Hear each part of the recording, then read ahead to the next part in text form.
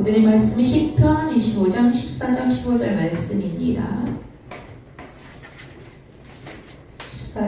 15장 14절 15절 말씀 두 절 합독하시겠습니다. 여호와를 친밀하시니 그를 경외하는 자들에게 있으며 그의 언약을 그들에게 보이시리로다. 내 눈이 항상 여호와를 바라봄은 내 발을 그물에서 벗어나게 하실 것이미로다. 아멘. 말씀 듣도록 하겠습니다. 할렐루야. 예배도 하나님께서 여러분과 함께 하실 주님의 이름으로 축원합니다. 어느 선교사님이 선교지에 나가셔서 선교하시다가 차를 운행하셨는데 차가 폐차될 정도로 크게 교통사고를 당했어요. 근데 다행히도 로은 하나도 상하지 아니하고 머리털 하나 상하지 아니하고 건강하게 거기에서 빠져나오신 것입니다. 차가 충돌하는 순간 느꼈는데 누군가가 자기를 안아주는 것 같은 그런 느낌을 받으셨어요. 그래서 사고 나서 차 폐차하고 집에 돌아와서 한국에 있는 부모님에게 전화드렸더니 지금 아버지가 전화를 받으셨어요. 그래서 어머니 바꿔주세요 그랬더니 어머니는 너희 위해서 기도하려고 지금 저녁 시간에 항상 시간 정해놓고 교회 가서 기도하고 계신다. 나도 교회에서 기도 왔다가 먼저 왔다 그러시더라는 거예요. 그때 드는 마음이 어떤 마음이겠어요? 역시 내가 부모님의 기도로 살아있구나. 부모님의 기도 때문에 내가 여기에서 이렇게 무사히 살아가고 있구나. 그걸 깨닫게 되었다는 것입니다. 자, 우리가 처음 하나님을 만나서 신앙생활은 믿음의 1세대들은 참 믿음이 뜨거워요. 근데 그러다가 점점 내려가면은 사사기 시대와 같이 여호와를 알지 못하는 세대, 그렇게 되어가는 경우들이 많이 있어요. 자, 우리가 신앙생활 하면서 우리 부모님들이 신앙생활 잘하면은 자녀들도 신앙생활을 잘해야 됩니다. 믿음의 대가 이어져 갈 수 있어야 돼요. 세상에서 우리가 하나님과 얼마나 친합니까? 여러분들은 하나님과 얼마나 친밀합니까? 하나님과 지금 사이가 어떻습니까? 그렇게 여러분들에게 물어본다 그러면은 여러분들은 어떤 대답을 할 수 있겠어요? 세상 사람들이 물어봤어요. 가까이 있는 사람들과 관계를 유지하기 위해서 어떻게 하고 있느냐 이렇게 물어보았더니 73%의 사람들이 정기적으로 만나서 밥을 먹고 그리고 취미생활을 한다 그렇게 이야기를 했어요. 주로 이제 여자들은 만나서 자기 감정을 나누잖아요. 이런 일이 있었어 저런 일이 있었어 이래서 기분이 어땠어 그러면서 자기 감정을 나누는 게 여자들 교제거든요. 남자들은 만나면은 취미생활 같이 하는 게 남자들 모임이에요. 근데 73%의 사람들이 같이 밥을 먹으면서 이야기를 하거나 그리고 취미생활 한다고 이렇게 응답이 나왔어요. 여러분, 세상 사람들은 친구와 혹은 동료와 친밀해지기 위해서 노력하고 있다는 것이에요. 조금 소원해지면은 친밀도가 낮아지기 때문에 그 친밀도를 유지하기 위해서 계속해서 노력하고 있다는 것이에요. 그래서 우리 한동안 뜸했으니까 이번에 같이 만나서 운동하자, 같이 만나서 밥 먹자 그러면서 일주일에 한 번씩 밥 먹든지 그렇게 하면서 서로의 친밀한 관계를 유지하기 위해서 노력하고 있다는 것이에요. 근데 우리는 하나님과 친밀한 관계를 유지해야 되는데 그 친밀한 관계를 유지하기 위해서 아무런 노력도 하지 않으면서 하나님과 친밀하다 그렇게 말할 수가 있겠냐는 것입니다. 오스왈드 샌더스라는 사람이 이런 말을 했어요. 우리가 얼마나 하나님과 친해지느냐 하는 것은 진정으로 우리의 선택에 달려있다. 하나님과의 친밀함은 열망의 산물이다 그런 말을 했어요. 내가 하나님과 친밀해지기 위해서 막 이렇게 열망하면서 하나님과 친밀한 관계를 유지하기 위해서 노력하는 게 바로 이 하나님과의 친밀의 산물이라는 것입니다. 사람들이 다 친밀하지만은 거기는 다 정도의 차이가 있거든요. 결혼해서 같이 집에 살지만은 그 친밀함이 강아지보다도 못한 그런 부부관계도 있어요. 애완견에게는 애정도 쏟고 침대에서 껴안고 자기도 하고 그러면서 하루 종일 일하고 돌아온 남편에게는 한마디 말도 하지 않는 그런 가정도 있다고 합니다. 또 축구나 자전거 동호회를 하면서 취미생활에 빠져 있으면서 아내와는 산책도 하지 아니하는 그런 무심한 남편도 있다는 것이에요. 여러분, 하나님과 우리와의 관계가 아버지와 자녀의 관계잖아요. 그러면은 아버지와 자녀의 관계에 있어서 친밀함을 유지하기 위해서는 노력을 해야 돼요. 노력을. 그냥 아버지는 아버지고 아들은 아들이니까 항상 그 관계가 변하기를 하겠느냐, 그 관계가 달라지게 하겠느냐, 그러면서 우리가 방심하다 보면은 아버지와 아들이 1년 내내 가도 말 한마디 하지 아니하고 지내는 그런 경우들이 허다하다는 것이에요. 아버지가 또 아들이 먼저 아들과 아버지와 친밀해지기 위해서 노력을 해야 돼요. 하나님과 우리와의 관계도 마찬가지예요. 하나님과 나, 아버지와 아들인데 하나님이 나를 버리시게 하겠느냐, 나를 떠나시게 하겠느냐, 나는 항상 하나님 아들이니까, 하나님 자녀니까 이제 달라지게 하겠느냐, 그러면서 소홀하게 되면은 하나님과 우리와의 사이가 그 친밀도가 굉장히 낮아진다는 것이에요. 이 친밀도, 이게 우리에게 얼마나 중요한지 모릅니다. 하나님과 관계가 어떻느냐?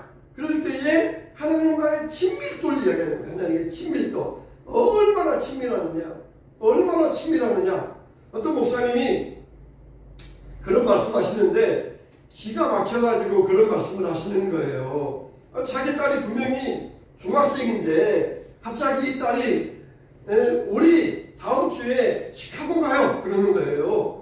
중학생 딸인데, 한국에 있는 중학생 딸인데 이 아이가 우리 다음 주에 시카고 가요 그러는 거예요. 너 그게 무슨 소리야? 우리가 언제 시카고 간다고 그랬어? 그랬더니 그게 무슨 소리냐고 그러면은 BTS가 다음 주에 시카고 공연을 간다는 거예요. 그러니까 자기는 BTS 팬인데 이미 자기는 BTS 팬으로서 BTS와 자기를 동일시 여기고 있는 거예요. 그러니까 BTS가 간다. 이거는 BTS 가수들이 가는 게 아니라 우리가 간다. 우리가 시카고 간다. 그런 식으로 이 가수와 팬인 자기들을 동일시 해가지고 그렇게 말을 하더라는 거예요.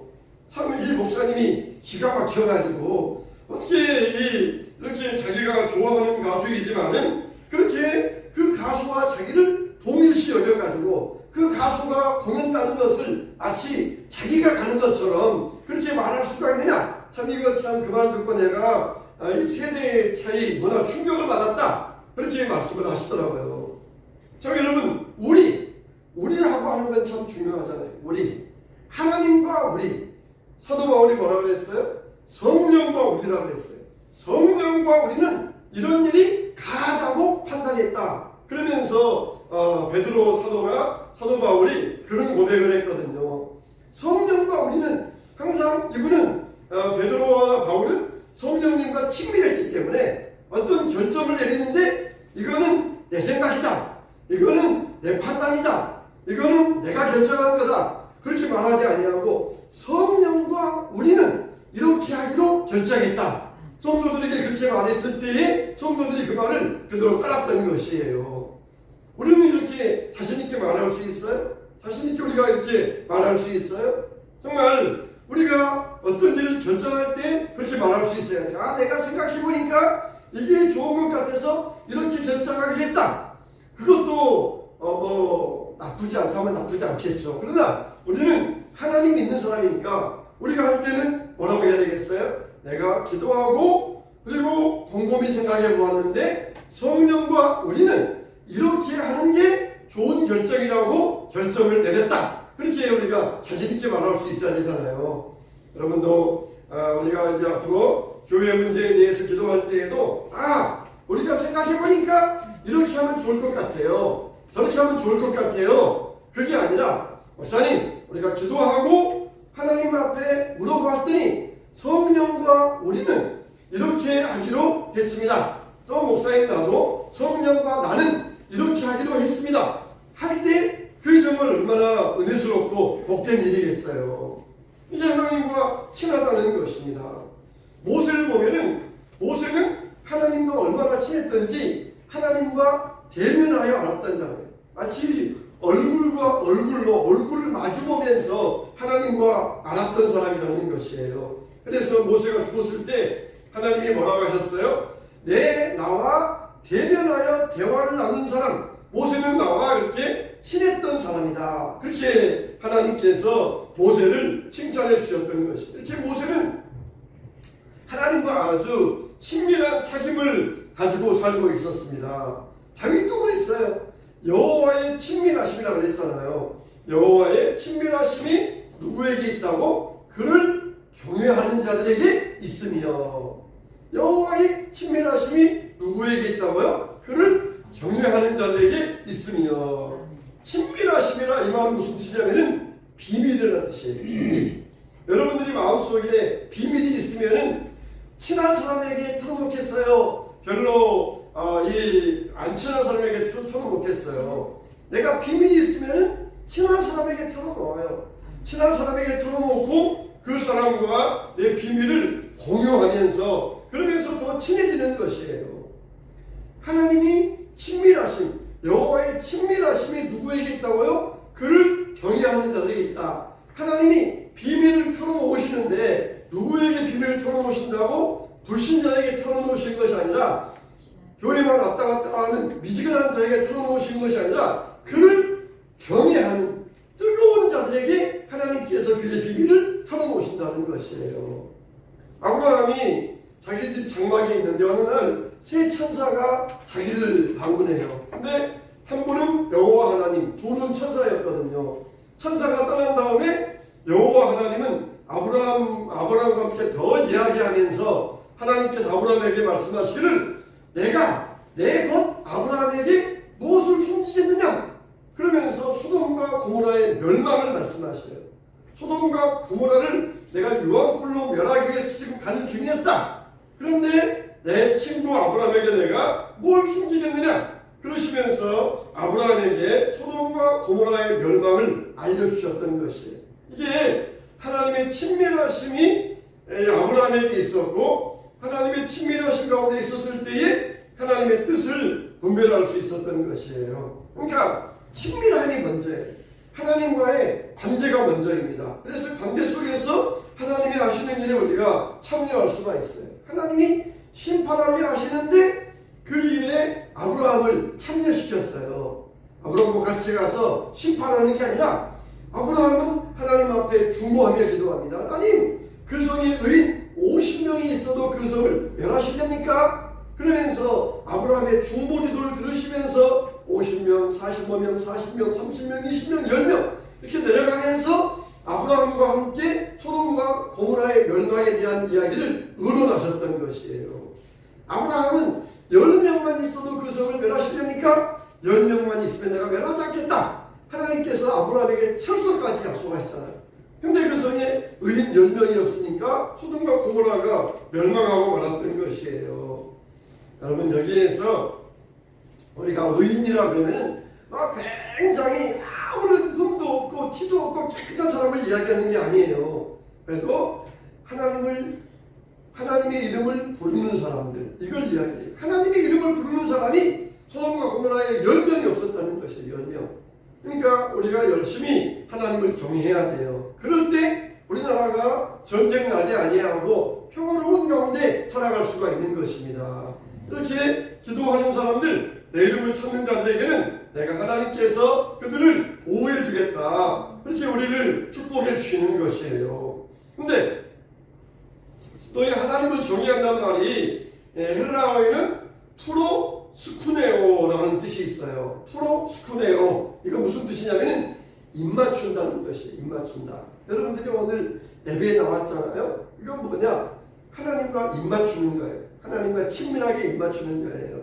서양 사람들은 지금도 인사할 때 볼에다가 쪽쪽 소리 내면서 인사하잖아요. 굉장히 친한 사람과 인사할 때 보레다가 되고 그렇게 입 맞추면서 인사하잖아요. 그걸 이야기해.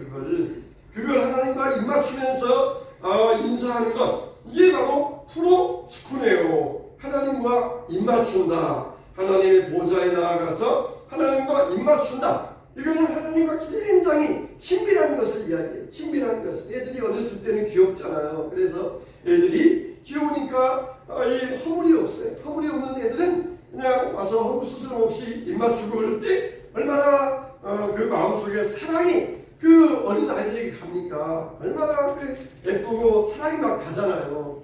그러니까 우리가 어린아이 같은 신앙이 돼야 돼요. 나이 들면은 그냥 쑥스럽다고 그러는데 어린아이들은 스스럼 없이 와서 입 맞추고 그러면서 사랑해요. 그러면서 하는데 이게 어린아이 같은 신앙이에요. 하나님 앞에 가서 스스럼 없이 입 맞추는 것이에요. 하나님은 우리 인간들과 친밀함을 나누기 원하셔요. 원래 에덴 동산에서 아담과 하와는 그렇게 친밀했어요.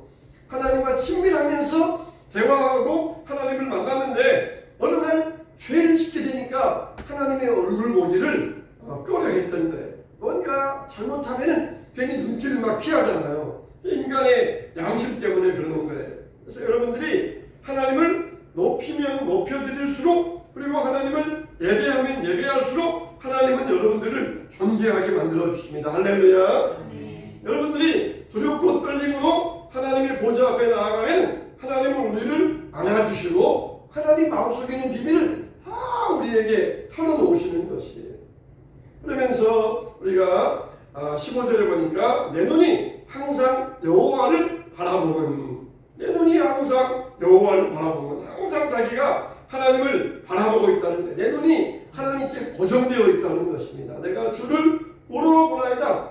나의 영혼이 주를 우러러 보나이다. 나의 하나님의 내가 주께 의지하였사오니, 이게 바로 친밀함의 표시예요. 이 친밀함은 기도에서 나타나요. 우리가 친밀함은 있는 그들의 기도에서 나타납니다. 특히 우리가 자기를 꾸미면 안 돼요. 마음을 그대로 내려놓고 기도하는 자, 나의 수치와 허물과 부끄러움을 다 털어놓을 때 주께서 이해하고 우리를 사랑으로 감싸 안아주신다는 것입니다. 우리가 구약에 5대 제사가 있잖아요. 번제, 화목제, 그리고 번제, 소제, 화목제, 속죄제, 속건제 있는데 번제를 속죄제를 드리고 번제를 드리라고 했어요. 이게 순서가 중요합니다. 속죄제는 내 죄를 용서받기 위한 제사예요. 번제는 나를 헌신하기 위한 그런 제사입니다. 근데 먼저 속죄제를 드리고 그 다음에 헌신 제사를 드리라는 것이에요. 이게 순서가 중요해요. 그러니까 하나님은 우리가 헌신하는 것보다 우리가 하나님 앞에 회개하는 것을 더 기뻐하신다는 것이에요. 내가 불살라 내 몸을 드린다 할지라도 사랑이 없으면 아무것도 아니라는 것이에요. 내가 이렇게 열심히 헌신했습니다. 하나님은 그거보다 우리가 우리 죄를 회개하는 것을 더 하나님은 기뻐하신다는 것이에요. 너희가 내게 헌신하러 나오느냐? 그 전에 먼저 너희 죄를 회개해라. 너희가 거룩한 자가 되어서 죄를 회개하고 그 다음에 너희 몸을 불살라 드리고 너희 마음을 드리고 너를 헌신할 때 내가 하나님이 우리를 다 받아주시겠다는 것이에요.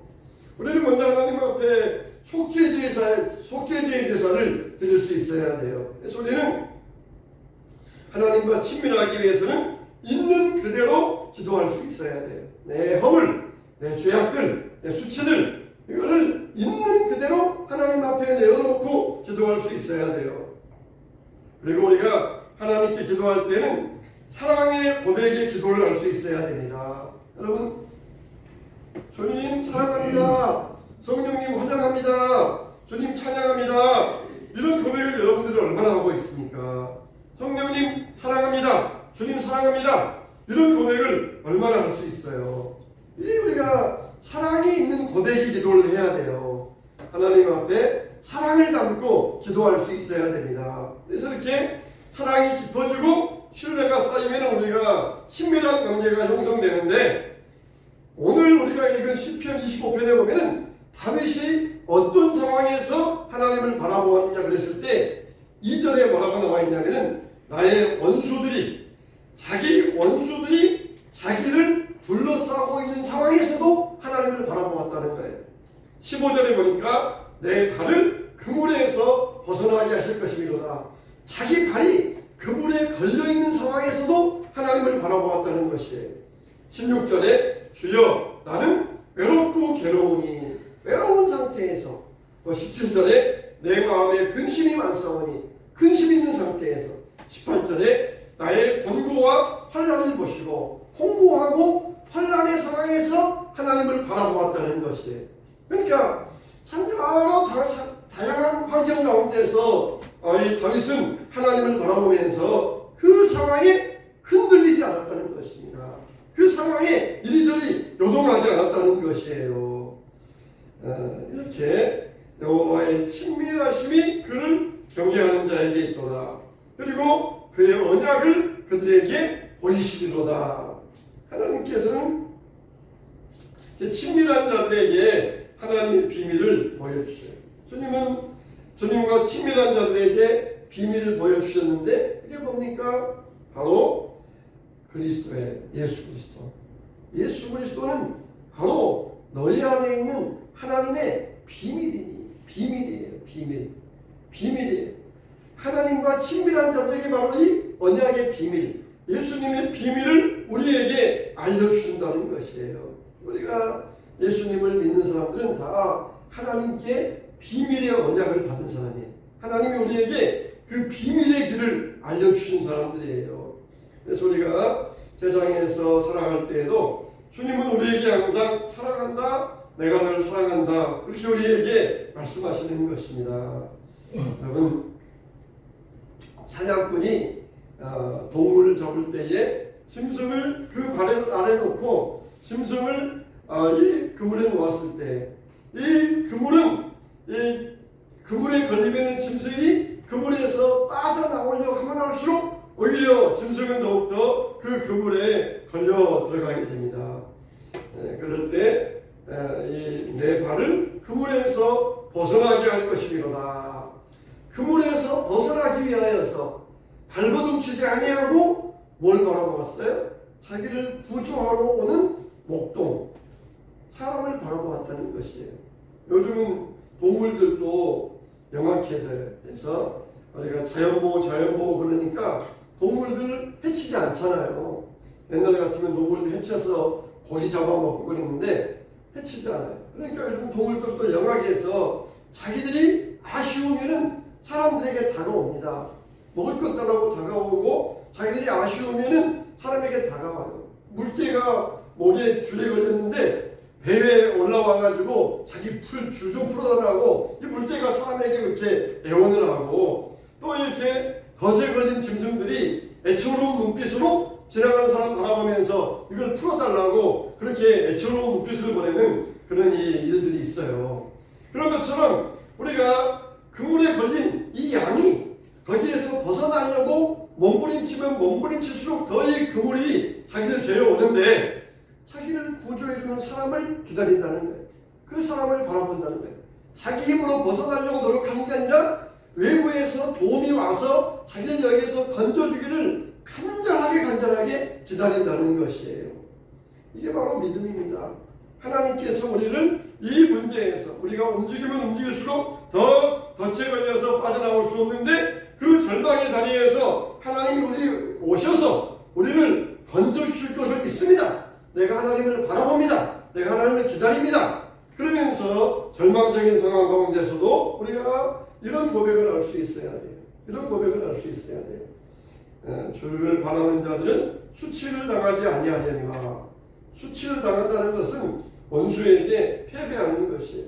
근데 하나님과 친밀하게 있는데 원수에게 패배한다. 그러면은 결국 그것은 하나님의 수치가 되는 것이에요.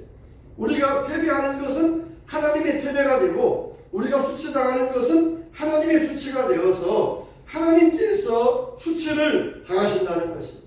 그래서 하나님의 그 이름을 위하여 우리를 의의 길로 인도하여 주시는도다. 우리를 원수에게 패배하지 아니하고 수치당하지 아니하도록 우리를 친밀하게 건져주신다고 성경은 말씀하셨습니다.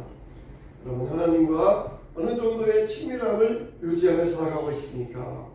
하나님과 그냥 두근두근 미지근한 그런 관계가 아니라 정말 딱 붙어가지고 친밀해지기 위해서 우리가 기도와 말씀으로 노력을 해야 됩니다. 그냥 하나님과 1년 내내 가도 그냥 한마디 기도도 없고 대화도 없고 이런 상태가 아니라 하나님과 친밀한 관계가 될 수 있도록 기도하고 사랑에 고백하고 그리고 말씀을 통하여서 하나님과 친밀해질 때에 하나님의 친밀하심이 그를 경외하는 자들에게 있음이로다. 하나님의 친밀함, 하나님과 친밀도 이것에 있어서 절대로 남들보다 뒤처지지 아니하고 가장 친밀한 관계에 들어갈 수 있게 되시길 바랍니다. 이런 은혜를 누리고 승리하는 여러분 되시기를 우리 주님의 이름으로 축원합니다.